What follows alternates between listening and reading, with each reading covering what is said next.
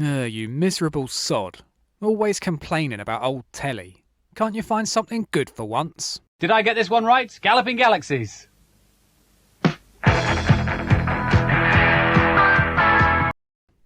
Galloping Galaxies was created by Bob Block as a follow-up to his much better remembered series Rentaghost.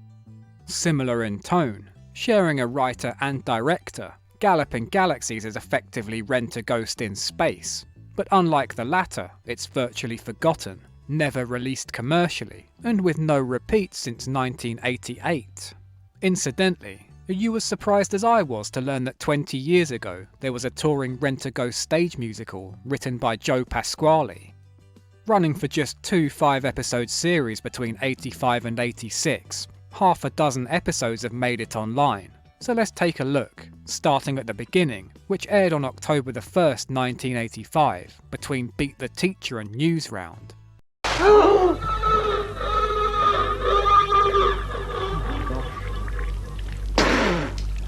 Setting is 25th century interplanetary merchant ship, Voyager, and its crew of trade envoys. Making a colourful space adventure all about trade routes and negotiations? What a great idea! Why not chuck in some robots and even a princess? We're expecting 2 astronauts from the merchant ship Voyager to discuss trading concessions with Your Highness. Stylistically, the humour's intensely British. That Douglas Adams or Red Dwarf sci-fi, where it's the future, but everything's still bogged down in tedious bureaucracy. Even in space, you can get stuck at a red light. Empty planets are peddled by estate agents, and there's no escape from the traffic warden. Oh, for heaven's sake! They've given us a parking ticket! Well, I'm not surprised. We are parked over a double yellow line. Now everyone's got an Alexa in the kitchen. It's slightly less exciting to have a computer talk at you. But Amazon doesn't have voice casting like this. Sir, there's an asteroid dead ahead. We're heading straight for it. This is the ship's computer speaking. I have full control of the navigation. I shall take the necessary evasive action. Oh yeah, the show's big draw is Kenneth Williams as ship's computer, SID. No, it's an acronym. Space Investigation Detector. Kenneth was in his real kids' TV era, along with Will-O-the-Wisp, Jack Anori, and WizKid's Guide. According to his diaries, Galloping Galaxies was a rare role that he really enjoyed, and he carried promotional photos of himself alongside Sid, ready for any children who asked for an autograph. And with him on board, you get some great Dr. Smith-style robot insults. That computer is an electronic embassy. Oh, charming. Multiple meteors. Why didn't you tell us, you microchip twit? Come back, you transistorized twits! Ah yeah, that's the good stuff. The rest of the cast's other television work mainly consisted of one-off episodes of various 80s sitcoms and The Bill. But as we'll see, they're all great. They really jam a lot of plot in, first beaming aboard a new trainee. The name's Clara Claught, and she's almost ready to be transported up from the planet. She? Wow! Everyone's wild with lust after being stuck in space with no ladies, but her species are prone to sudden changes of appearance. Hi guys, I'm Clara Claught. She switched off the artificial gravity! It's the name of the show. Galloping Galaxies! She's shed her skin! Evidently, this is the 25th century equivalent of fucking hell. Galloping Galaxies! Galloping Galaxies! Galloping Galaxies! Wonder what's their version of the C word. Multiple meteors. Astronomical asteroids. This is another future trope which never panned out. 2025 now, and we don't stub our toes and go, buggering bitcoins, splice my smartphones. As Clara goes through another change, a magnetic storm temporarily sends them back in time, to Earth circa 1985. Excuse me, madam. Oh, I'm trying to get to Chipping Norton. Can you tell me where I am? Like Sugden in Come Back Mrs. Noah, Miss Appleby is our audience surrogate in this strange new world. And actress Priscilla Morgan was married to Clive Dunn off Dad's Army, whose show Grandad was also directed by Jeremy Swan and written by Bob Bloch. I'm terribly sorry, but you see, we're no longer in the 20th century. It's now 500 years later. What else is going to be wondering why I'm so late? Into this growing cast, add a recurring villain, the grotbags to their Rod Hull, evil space pirate Murphy and his bumbling robot subordinates. Their intro scene's as creepy as anything in old Doctor Who. What's falling? Dance! I said fall in, not fall apart.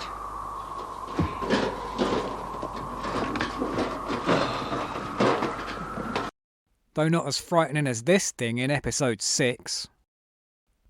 Graham Linehan's Twitter feed. Oh, the saints preserve me from transistorized Egypts. Speaking of, in Series 2 the pirate will be recast with Henry Sellers of Father Ted. Today I was released from prison. I was supposed to serve 12 months, but they reduced it to 9 for good behaviour, so the rotten devils have done me out of 3 months. But even robots 500 years in the future can't escape the stereotyping of an Irish joke. Now you've no time to lose. The Voyager's 600 miles away. Sure, that's not so bad. If 2 of us go, it'll only be 300 miles each. Begorra! Disguising themselves as human hitchhikers, the robots sneak aboard the Voyager, only to be thwarted by a hot cup of tea. Oh, begorra, me hands come off again. As Clara changes to another form, one so hideous that she immediately transfers home with depression. I can't bear to let you do my ugliness any longer. There's no more British sitcom setup than this. A proper Terry and June. An important person's coming, so everyone behave. So remember, it's vital that we make a good impression on the minister. Later in the series we get the ultimate version. A robot from the future's appeared in the garden with a load of spare legs, but someone's coming round for tea. Miss Appleby? Ah, there you are. Hello, Vicar. June! Good heavens, that sounds like Terry Wogan. Although Terry and June never would have done this. It's vegetable. Ye gods! The Minister of Trade is a carrot. Minister, it's a pleasure to shake you by the roots. Oh, pleasure's all mine. I'm just scraping the carrots. Oh, what kind of fiends are you?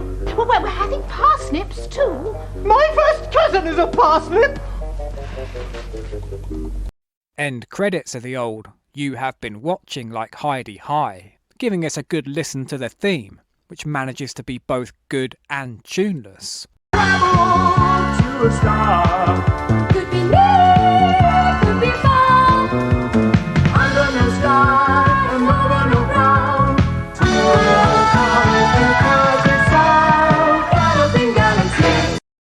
In episode 2 they're trading with a race who've got time travel tech, where Galloping Galaxies showcases one of its real strengths. Weird sci-fi names. Dr. Moof Dinwiddie Snurtle here, Interplanetary Trade Secretary of Timor. As his species can see into the future, it's essentially the Planet of the Two Ronnies mastermind sketch. Come in. Good afternoon. Yes, I am. Are you the Trade Secretary? Bless you. Weirdly, this conversation seems to have predicted when Loki met Kang, even visually. Now look, I've already foreseen exactly how this discussion will go, so I'll save time and tell you what's going to happen. The time machine's mostly comprised of tinfoil and not particularly accurate. This doesn't look much like Chipping Norton.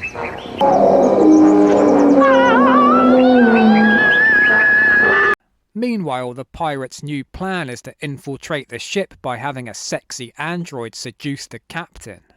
Come on, you lovely little girl. This is Robot 352334. This is Julie Dawn Cole, who played Veruca Salt in Willy Wonka 14 years earlier.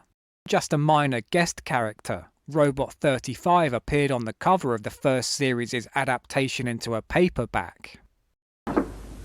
Suffering satellites, who are you? I'm a traveling saleswoman. I love you. I love you. Every time a robot comes to life proves the rule. There's nothing funnier than cuts between dummies and actors.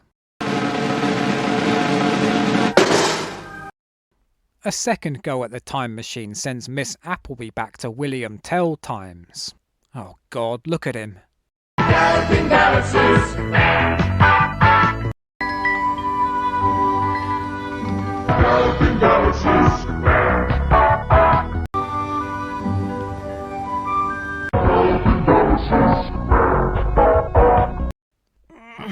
Sutcliffe! Bloody Sutcliffe!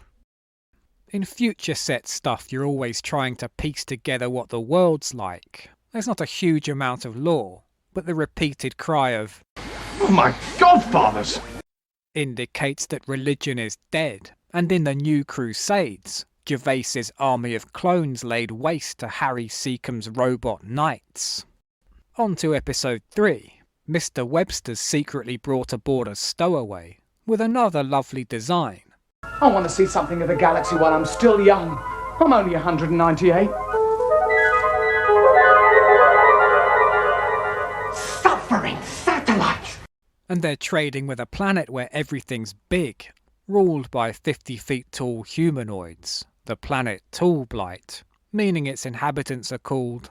The Tallblighters' great height makes their meal times rather confusing. They eat lunch at 1 o'clock, but by the time it reaches their stomachs, it's tea time.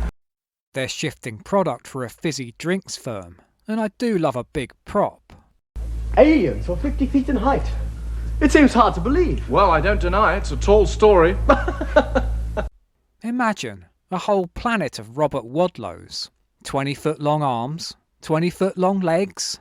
11.1 and 35 stone. Like Box of Delights, it's a show filled with beautiful early days visual effects. I've heard of the patter of tiny feet, but this is ridiculous. Look out! She's dropping it!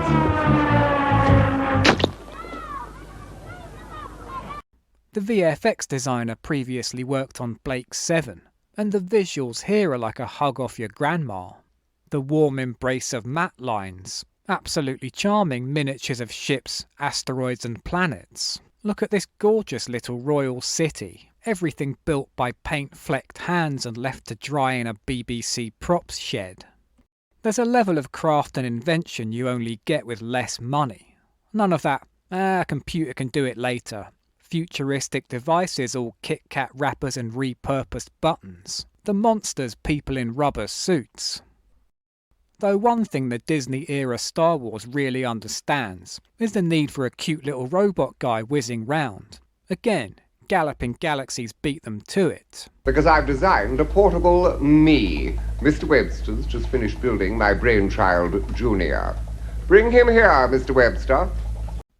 If they'd been able to knock out toys of these, the BBC would have made $1 billion. Now, Junior, take care when you leave. Mind you keep your transistors warm. Bye-bye, Daddy. I should address inevitable comparisons to Red Dwarf, and perhaps even the suggestion Red Dwarf was inspired by Galloping Galaxies. But Son of Cliché, the radio series which evolved into Red Dwarf, actually predates this. Back to the Tallblighters. Beaming up, they accidentally remake The Fly. Oh, Oh my godfathers! What's happened to me? As everyone ends up on Earth, just when it seems she'd been written out, an old friend returns. Peace. Perfect peace. Miss Appleby! Well, Captain Pettifer. When your mum gets stopped for directions by a gay man but doesn't know what to call them these days. A rainbow person just asked me the way to the village. Another classic British sitcom trope is where anyone remotely colourful is always mistaken for the same thing. I can't stop to explain. Have you seen an alien go by? I saw a punk. That'll do. And any time someone gets a sheet on their head. Oh. Ah! It's a ghost! It's all right, ladies. It's only me. I say... Oh my godfathers! Makes one proud to be British. Now, that's something that hasn't changed since the 20th century. The jokes. Then they do a chase scene between an alien, a car, and robots running like Benny Hill. I can't run another step. I'll have to sit down.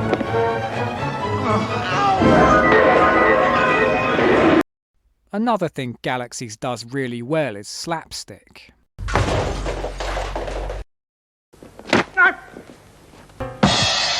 The Galaxies. Bow. Ouch! Trading with a princess who'll lose her throne if she doesn't marry a commoner. There's more of those sensational names. The planet is ruled by Princess Gorgonia Dingbat. I'm the Royal Equerry, Major Hinch Pintle Blurt. The captain's jailed for refusing marriage, and we get this futuristic take on an old standard. It's so sensitive that I can hear a whispered conversation at a range of 100 miles. Is it powered by solar cells? 7:30, sir. Murphy helps free him because he fancies a billionaire-esque wife himself. You make me feel like a boy again. I want to take off my shoes and run barefoot through your hair. I want to dine you and wine you and... We'll stop there, shall we? And in all this, Kenneth Williams doing what he does as a snidey, catty little computer. Ooh, here, take your hands off my floppy disks. You're making my circuits go all funny. It tingles. Charming. Just kick me as you pass. You beg your pardon. Oops. Hello, ducky. I want all available data on the planet. You would, you old fastspot. We even get one of these. Yeah, no! No, stop messing about. He's really rolling the script round his mouth, and even with his nostrils off screen. This is pure Kenny. I've linked up with the matter transporter controls, and I'm ready to beam you down to their Bureau of Trade. When they beam back up, something else follows them to the ship.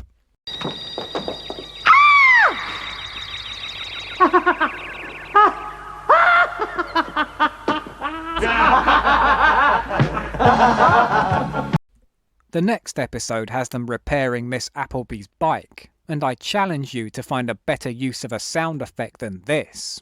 How on earth did people ride that ancient contraption? They just sat on it and pedalled. As you see, it's very easy to mount. Oh! God, the sheer joy of seeing Kenneth Williams interact with a baby version of himself. Tick-tock, tick-tock. What do you mean, tick-tock, tick-tock? I'm a watchdog. Daddy, can I go out to play? No, you can't, you little scallywag. If anything bad happens to Sid Jr., I will simply die. Oh, shut up. Big bully. I'll tell my daddy you did that.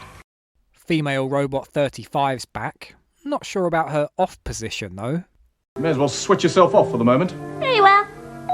Come on, Mr. Morton, we've got to go and check the artificial climate control. Captain Pettifer, it's me. We also get more time machine hijinks, and a pretty funny joke about predicting the future. I foresee that a heavy object is going to fall on your foot. Oh, no, are you sure? Yes. Oh, well, I may as well get it over with. Now, don't be giving me any more bad news. Like the best children's sitcoms, it's a pantomime. Sneaking around, disguises, misunderstandings, things falling on feet.